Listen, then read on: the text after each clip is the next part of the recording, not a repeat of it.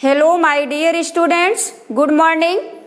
Today I will teach you third chapter of geography of class 10th. Chapter name is water resource. बच्चों, आज हम आप लोगों को आपके ज्योग्राफी सब्जेक्ट का जो तीसरा चैप्टर वाटर रिसोर्स है उसका पहला पार्ट पढ़ाएंगे। इस पार्ट में हम आपको बताएंगे कि वाटर हमें किन किन फॉर्म में मिलता है, वाटर की क्या उपयोगिता होती है। इस पाठ को पढ़ने से पहले हम आपको ये बता दें कि आप लोग पहले चैप्टर में पढ़ चुके हैं, यानी जो रिसोर्सेज एंड डेवलपमेंट चैप्टर था उसमें आप लोग पढ़ चुके हैं कि रिसोर्स किसे कहा जाता है। रिसोर्स की परिभाषा होती है everything which helps to satisfied our needs is called resource.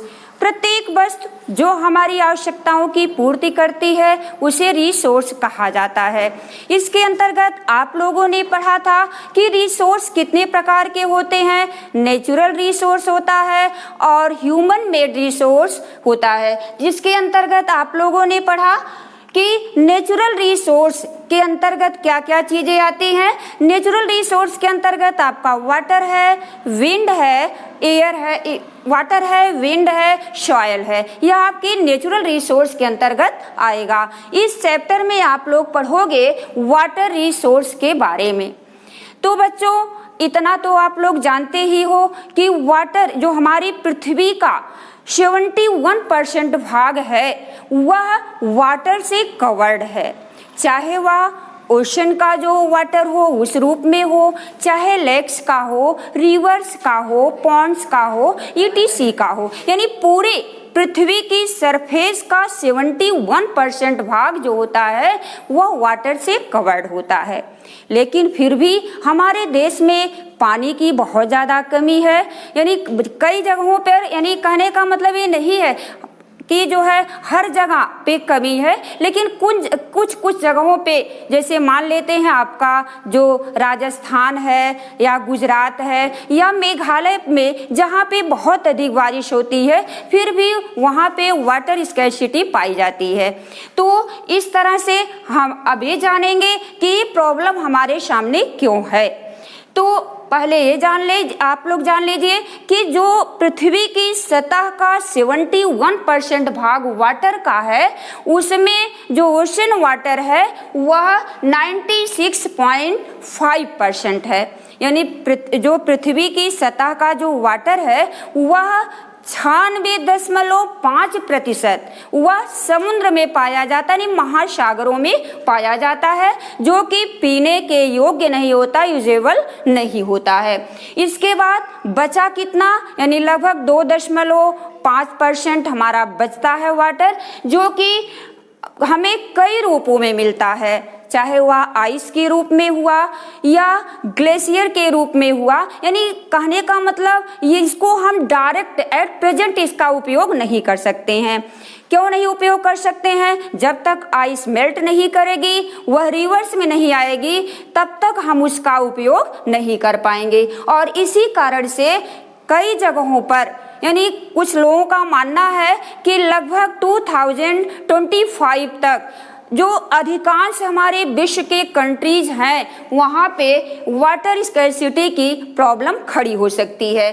तो बच्चों, इस तरह से आप लोग जाने इस भाग में, इस पार्ट में, कि पूरा अर्थ का जो सरफेस है वह 71% वाटर से कवर्ड है, जिसमें ओशन वाटर वह 96.5% है।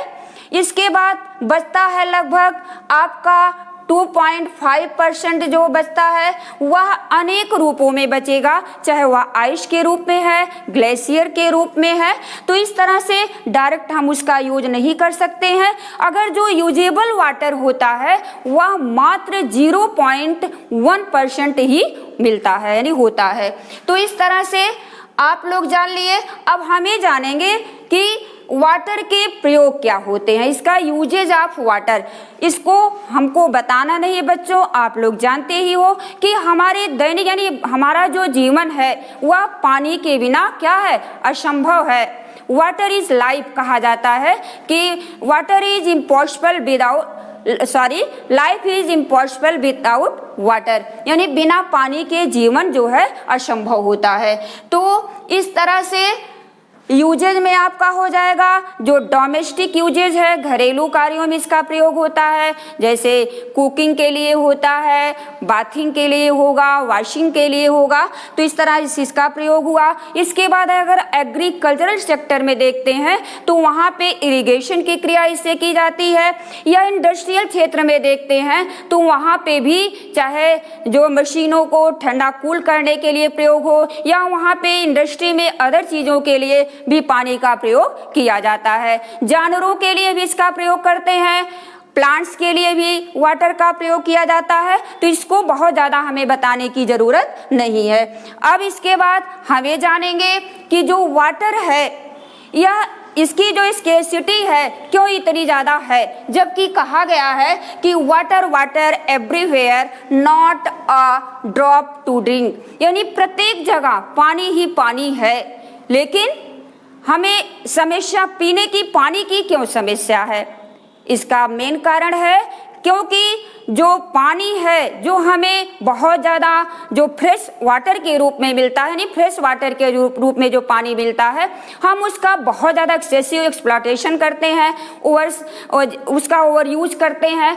इन सब कारणों से या वाटर पोल्यूशन आदि की क्रिया के कारण क्या होता है कि जो पानी हमारा जो फ्रेश वाटर होता है उसकी स्केर्सिटी हो जाती है और इस प्रकार से यह प्रॉब्लम खड़ी होती है।